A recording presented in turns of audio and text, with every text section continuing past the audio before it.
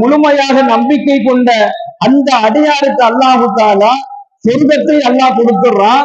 அந்த சொர்க்கத்துல இந்த 5 வகையான சிறப்புகளை அல்லாஹ் கொடுத்துட்டு கடைசியில வருவானும் இனல்லா அல்லாஹு தன்னுடைய மகத்தான பொருத்தத்தையும் அவருக்கு வழங்கி விடுவதாக தன்னுடைய அருள்மறையான திருமறையில் அல்லாஹ் சொல்லி காண்பிக்கின்றான்.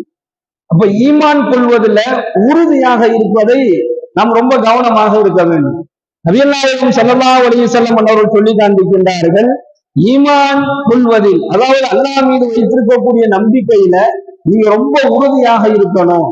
எந்த அளவுக்கு உறுதியா இருக்கணும் அப்படின்னு சொன்னா, நான் என்னுடைய இறைவனை ஈமான் கொண்டிருக்கின்றேன், நம்பிக்கை வச்சிருக்கிறேன், அதனால என்னை என்ன செஞ்சிருவான், அல்லாஹ் எந்த நிலையிலையுமே அல்லாஹ் என்னை கைவிட மாட்டான் என்று சொல்லக்கூடிய அளவிற்கு ஈமானில் உறுதி இருக்கும். சிரமங்கள் வரும் பொழுதும், சோதனைகள் நிகழும் பொழுதும், ரொம்ப கடுமையான நெருக்கடிகள்